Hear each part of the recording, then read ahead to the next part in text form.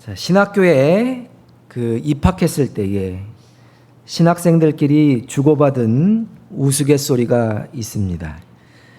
신학교에 입학할 때는 목사로 들어가지만 2학년 때는 장로, 3학년 때는 집사가 되었다가 졸업할 때는 신앙이 점점 떨어져서 초신자가 되어 나온다는 그러한 이야기입니다.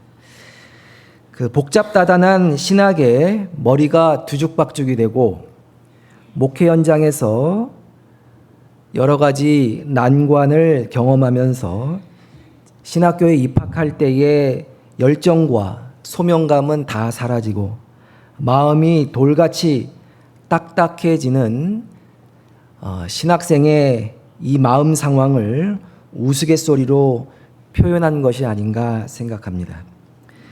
자, 이러한 마음의 변화는 비단 신학생만 경험하는 것은 아닐 것입니다. 우리 예수 믿는 사람들의 신앙심도 시간의 흐름과 정비례해서 우상향하는 것만은 아닙니다.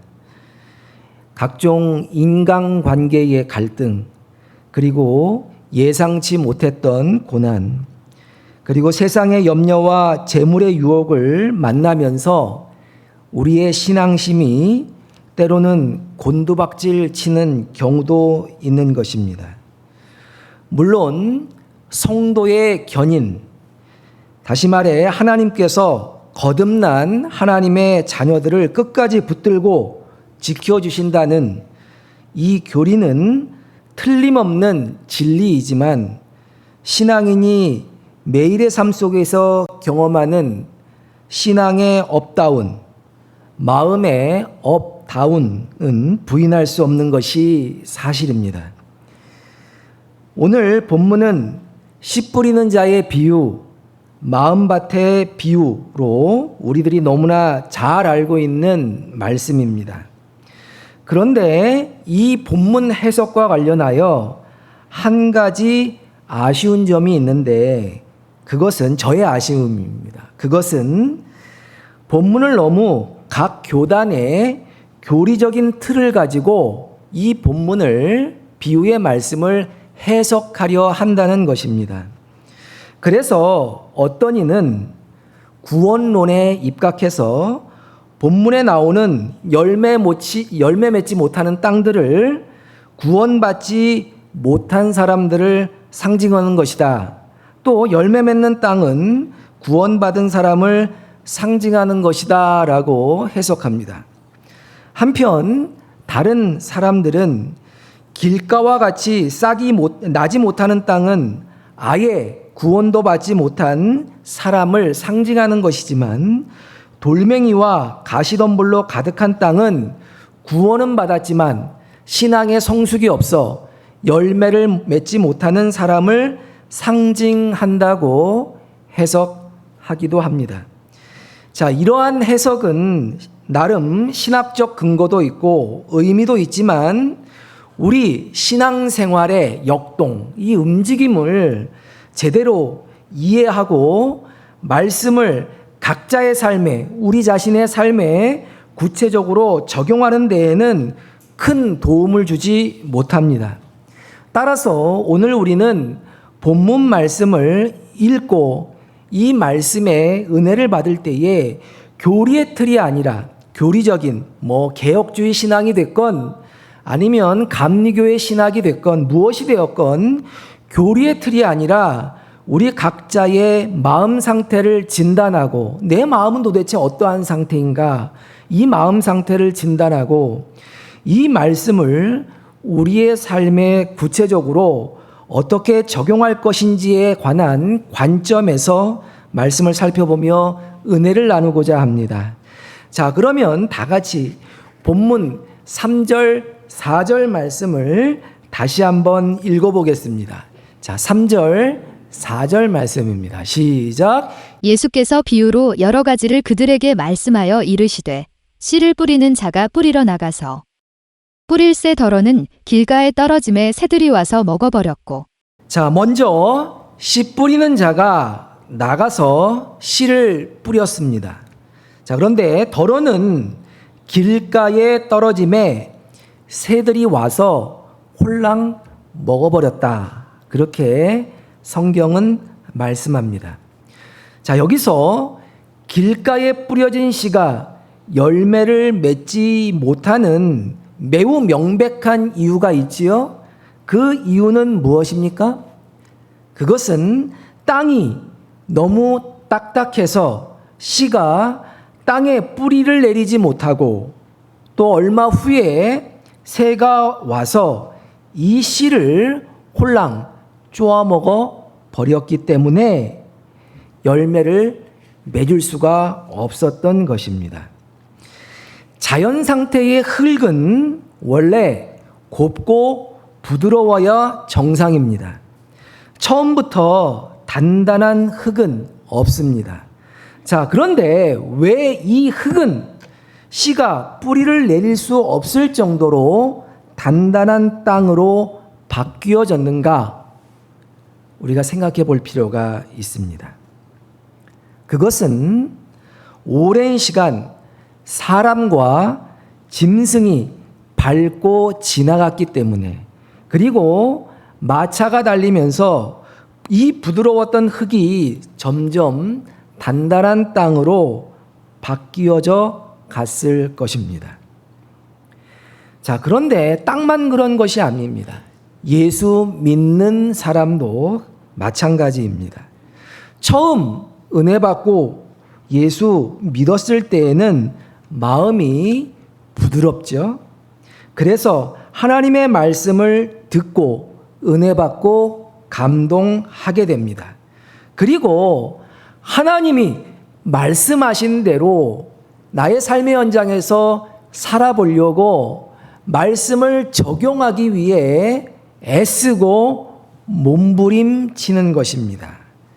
자, 그러나 세월이 지나 산전수전 이런 일 저런 일 겪어가면서 사람의 마음이 어떻게 돼요? 점점 딱딱하게 굳어져 가는 것입니다. 이 사람, 저 사람이 나의 마음을 밟고 지나가면서 마음은 점점 하나님의 말씀을 받아들일 수 없을 정도의 딱딱한 상태에 이르게 되는 것입니다. 모태신앙이고 주일 성수를 하고 열심히 헌금하고 봉사를 할 수도 있습니다. 심지어 요한계시록에 나오는 에베소 교회가 있죠. 이 에베소 교회의 교인처럼 기독교의 교리를 체계적으로 이해하고 또 이단을 분별하여 대적할 수도 있는 것입니다. 그러나 정작 이들은 하나님의 말씀이 뿌려질 때에 냉담하며 아멘으로 반응하지 못합니다. 말씀은 들리는 여러 가지 소리 중에 하나일 뿐인 것입니다. 따라서 말씀이 한 귀로 들어와 자기 마음 속에 뿌리를 내리지 못하고 마음을 때리지 못하고 다른 한 귀로 흘러져 나가게 되는 것입니다. 자, 이러한 현상을 두고 예수님은 마태복음 13장 19절, 마태복음 바로 뒷부분에 보면 이 씨 뿌리는 자의 비유에 관한 예수님의 해석이 나오게 되는데, 예수님은 마태복음 13장 19절에서 악한 자, 다시 말해서 마귀가 와서 그 말씀을 빼앗아 먹었기 때문에 이 사람들이 열매를 맺을 수가 없다라고 말씀해 주시고 있습니다. 자, 그러면 이 길가와 같이 딱딱한 마음, 굳은 마음, 도무지 말씀이 들어가 뿌리를 내릴 수 없는 그러한 마음을 가진 사람들은 어떻게 해야 하는 것입니까? 어떻게 해야 돌같이 딱딱해진 마음이 열매를 맺을 수 있는 부드러운 땅으로 바뀌어질 수 있는 것입니까? 방법은 하나밖에 없습니다. 단단해진 땅을 쟁기와 괭이로 갈아 엎듯이, 농사 지을 때 그렇게 하죠. 쟁기와 괭이로 갈아 엎듯이 말씀의 쟁기와 괭이, 그리고 성령의 단비로 우리의 마음을, 딱딱해진 마음을 갈아엎고 성령의 단비로 마음을 촉촉하게 적시는 방법밖에 없는 것입니다. 우리가 잘 아는 찬송가 중에 가물어 메마른 땅에 단비를 내리시듯, 무엇을? 성령의 단비를 부어 새 생명 주옵소서. 딱딱해진 사람은 갈아엎고, 그 흙을, 땅을 갈아엎고 성령의 단비를 맞아 그 땅이 부드러워질 때에만 열매 맺는 좋은 땅으로 바뀌어질 수 있다는 것입니다. 7, 80년대에 한국 교회에 아주 그냥 유명했던, 이름을 날렸던 부흥사들이 있죠. 자, 이 부흥사들 중에는 욕을 잘하고 말을 아주 거칠게 하시는 분들이 여러 분 계셨습니다. 자, 이 부흥사들은 그냥 말끝마다 설교에서 2년 전년 뭐 그냥 그러고, 그냥 수시로 뭐하고 자빠졌네 이런 말들을 아주 그냥 그냥 끊임없이 그냥 설교 중에 그렇게 거침없이 그냥 쏟아냈습니다. 저는요, 그 과거에 한국 교회를 주름 잡았던 이 부흥사들의 표현 방식에 절대로 동의하지 않습니다. 하나님은 인격적인 분이고 또 하나님이 우리를 인격적으로 창조하시고 대접하시는데 어떻게 그렇게 막말을 할 수 있겠습니까?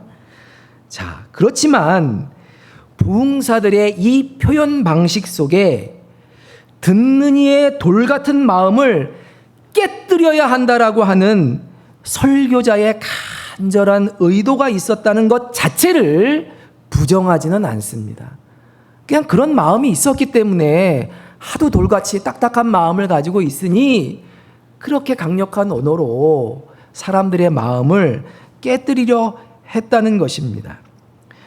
사랑하는 미사 목민교회의 성도 여러분, 말씀을 한 귀로 듣고 다른 한 귀로 흘려 보내고 있지는 않습니까? 이곳에 지금 앉아 있음에도 불구하고 생각으로는 세계 여행을 하며 이것저것을 참견하고 있지는 않으십니까? 단단해진 마음 때문입니다. 그러므로 단단해진 마음을 말씀의 쟁기로 기경하시기를 주님의 이름으로 축원합니다. 성령의 단비로 촉촉하게 적셔서 좋은 땅, 열매를 맺는 좋은 땅이 되시기를 주님의 이름으로 축원합니다. 자, 그러면 계속해서 5절, 6절 말씀을 함께 읽어보겠습니다. 5절, 6절입니다. 시작. 더러는 흙이 얕은 돌밭에 떨어짐에 흙이 깊지 아니하므로 곧 싹이 나오나 해가 돋은 후에 타서 뿌리가 없으므로 말랐고.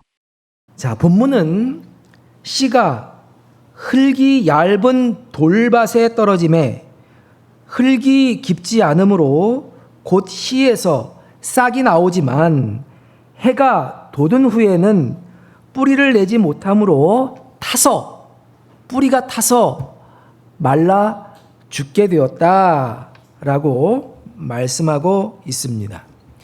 자, 두 번째 땅은 돌밭입니다. 첫 번째 땅이 길가였다면 두 번째 땅은 돌밭입니다.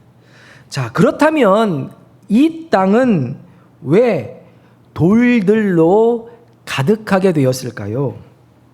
아마 이 땅에 처음부터 돌들이 가득하지는 않았던 것 같습니다. 예수님은 마태복음 13장 21절에서 돌들이 가득한 상태를 신앙인에게 찾아오는 환난과 핍박에 비유하시는 것을 볼 수가 있습니다. 자, 이를 통해 환난과 핍박은 외부에서 오는 거예요? 내부에서 생기는 것입니까? 외부에서 찾아오는 것이죠.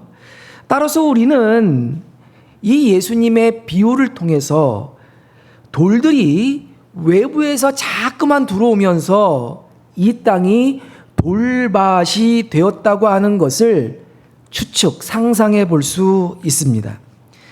자, 역시 신앙인의 마음 상태도 마찬가지입니다. 신앙생활을 하면서 원하지 않는 여러 가지 사건, 사고들을 경험하면서 마음밭에 돌들이 차곡차곡 쌓이게 되는 것입니다. 우리는 가정과 그리고 사회에서 그리고 교회에서 정말로 다양한 사람들을, 수많은 사람들을 만나게 되는데 우리는 서로 의도했건 의도치 않았건 서로의 마음밭에 돌을 던지고 또 남이 던진 돌을 어떻게 해요? 마음밭에 조금씩 쌓아놓고 서로의 마음에 상처를 내며 살아가고 있다는 것입니다. 우스갯소리인데요. 오래전에 김소연이라고 하는 가수가 있었어요. 기억하시는지 모르겠습니다. 근데 이 사람이 부른 노래 중에 돌팔매라는 노래가 있어요. 그 가사가 어떻게 되냐면 재밌어서 제가 적어왔습니다. 누구야? 누가 또 생각 없이 돌을 던지느냐? 무심코 당신은 던졌다지만 내 가슴은 멍이 들었네. 자, 우리는요, 밖에서 무심코 날아오는 돌들로 인해서 우리의 마음은 상처로 얼룩진 돌밭이 되고 결국 하나님의 말씀이 뿌려질 때에 기쁨으로 잠시 받기는 하지만 마음 안에 그 돌들로 인해 생기는 상처들로 인해서 얼마 가지 못해 넘어지는 삶, 열매 맺지 못하는 삶을 무한 반복하며 살아가고 있다는 것입니다. 자기가 던진 돌, 그리고 남이 내 마음밭에 던진 돌로 인해 마음에 상처가 생기고 그 마음의 상처는 하나님의 말씀이 우리의 마음 가운데 뿌려질 때에 잠시 좋은 듯 하나 열매가 그 식물이 뿌리를 내리지 못하고 말라져 죽게 된다는 것입니다. 자, 그렇다면 이런 사람들, 이 돌밭과 같은 사람들은 어떻게 해야 합니까? 어떻게 해야 돌밭이 좋은 땅으로 바뀔 수 있겠습니까? 자, 먼저 자신의 마음을 성령의 조명하심으로, 도우심으로 잘 살펴야 하는 것입니다. 그리고 마음에 쌓여 있는 돌들을 역시 성령의 도우심을 힘입어 하나씩 어떻게 해요? 내 마음밭에 차곡차곡 쌓여 있는 돌들을 어떻게 해요? 다 걷어내야 하는 것입니다. 환난의 이름으로 찾아오는 사건, 사고, 그리고 핍박의 이름으로 찾아오는 인간관계의 아픔, 고통, 그리고 이런 것들로 인해 우리 마음속에 켜켜이 쌓여 있는 상처와 두려움들을 하나하나 잘 살피고 극복하고 치유해야만 한다는 것입니다. 사랑하는 성도 여러분, 마음속에 쌓인 돌들로 넘어지고 쓰러지는 삶을 반복해 살아가고 있지는 않습니까? 마음을 살피고 돌들을 하나하나 치우시기를 주님의 이름으로 축원합니다. 열매 맺는 옥토가 되시기를 바랍니다. 자, 그러면 계속해서 7절 말씀을 우리 함께 봉독하겠습니다. 7절 말씀입니다. 시작. 덜어는 가시떨기 위에 떨어짐에 가시가 자라서 기운을 막았고. 자, 본문은 씨가 덜어는 가시떨기 위에 떨어짐에 가시가 자라 그 성장을 가로막았다라고 말씀합니다. 자, 이 경우에는 이 경우에는 땅에는 문제가 없어요. 흙도 부드럽고 돌도 없습니다. 자, 그런데 씨가 땅에 뿌리를 내리고 줄기는 얼마 동안 위로 자라 성장하는 듯 보이지만 조금 더 시간이 지나면 땅 위에 있는 가시덤불이 식물의 성장을 가로막아서 열매를 맺지 못하게 하는 것입니다.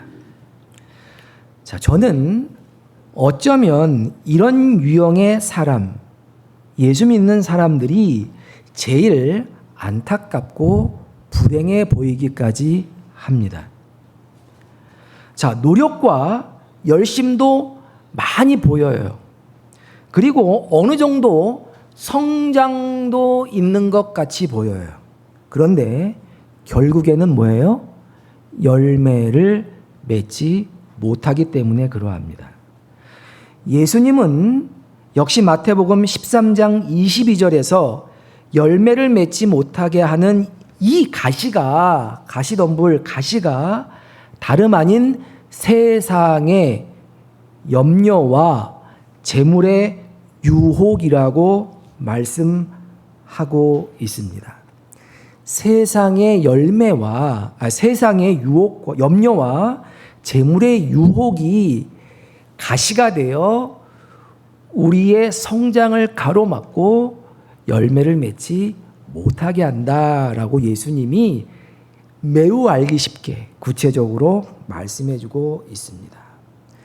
자, 이러한 사람들은 열매를 얻기 위해서 열심히 노력하여 목표점에 90% 지점까지 도달하기는 하지만 결정적인 순간 세상의 염려, 재물의 유혹에 빠져서 결국은 열매를 맺지 못하는 삶을 살아갑니다.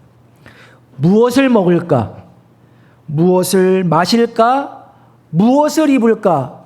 어디에서 살까를 염려하고 더 많은 재물, 더 많은 권력을 얻기 위한 유혹에 휘둘려 열매를 가장 결정적인 순간에 열매를 맺지 못하는 것입니다. 자, 돌들이 외부에서 날아오는 것이라면 염려와 욕심은 예수 믿기 전 우리 안에 있는 내부의 타락한 본성에서 스물스물 자라 올라가는 것입니다.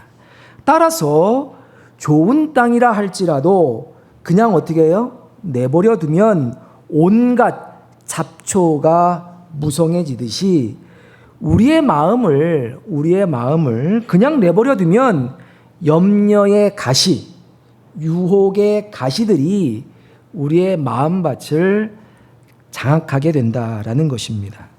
자, 그러면 이런 사람들은 어떻게 해야 하는가? 성장을 가로막는 가시덤불을 다 어떻게 해야 돼요? 불태워 버려야 하는 것입니다. 어떻게 해야 된다고요? 너무 무서워요. 불태워 버리라.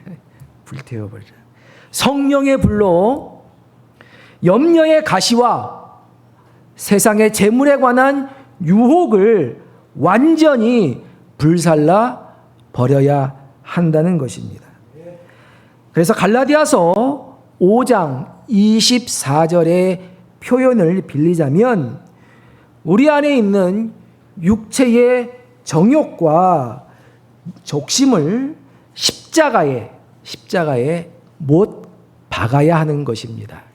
육신의 정욕, 안목의 정욕, 이생의 자랑을 십자가에 못 박는 것, 이것이 우리 안에서 스물스물 자라나는 온갖 가시들을 불살라 버리는 것이다 라는 것입니다. 사랑하는 미사목민교회 성도님 여러분, 혹시 마음밭에 무성하게 자라난 염려와 유혹의 가시들로 인해서 힘만 들이고 열매가 없는 신앙생활을 하고 있지는 않습니까? 성령의 불로 가시들을 태워버리고 옥토가 되어 열매 맺는 삶을 사시기를 주님의 이름으로 축원합니다.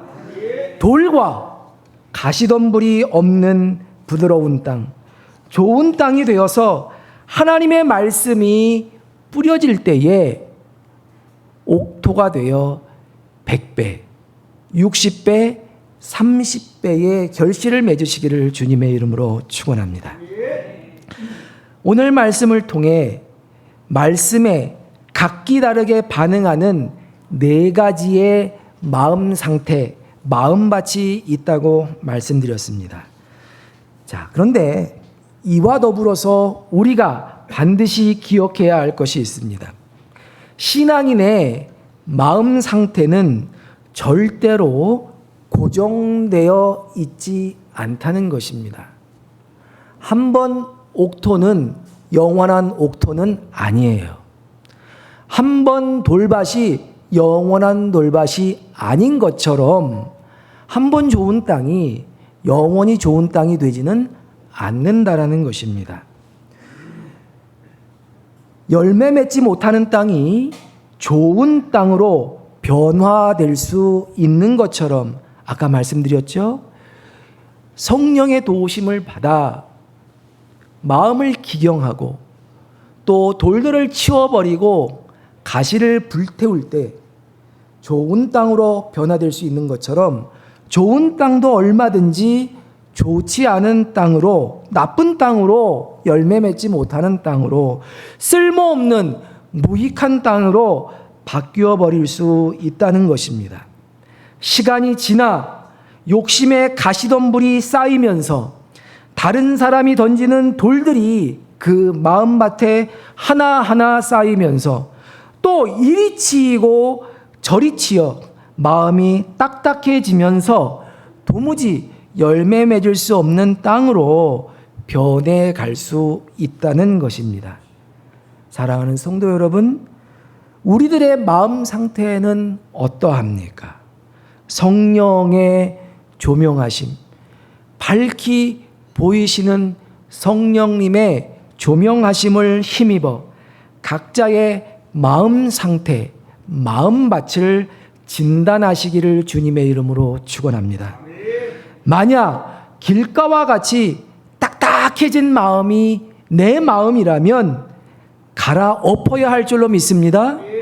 돌밭이 되어 금방 넘어지고 쓰러지는 마음 상태라고 한다면 마음에 있는 돌들을 다 치워버려야 할 줄로 믿습니다. 그리고 가시덤불로 가득하여 결국은 힘만 쓰고 열매를 맺지 못하는 삶을 산다면 역시 성령의 역사하심으로 이를 모두 불태워야 할 줄로 믿습니다. 우리 각자의 마음밭이 옥토가 되어 좋은 땅이 되어 말씀의 씨가 뿌려질 때에 어떤 사람은 30배의 결실을 맺고 어떤 사람은 60배, 어떤 사람은 100배의 결실을 맺는 은혜가 충만한 미사 목민교회의 가족 되시기를 주님의 이름으로 축원합니다. 기도하겠습니다.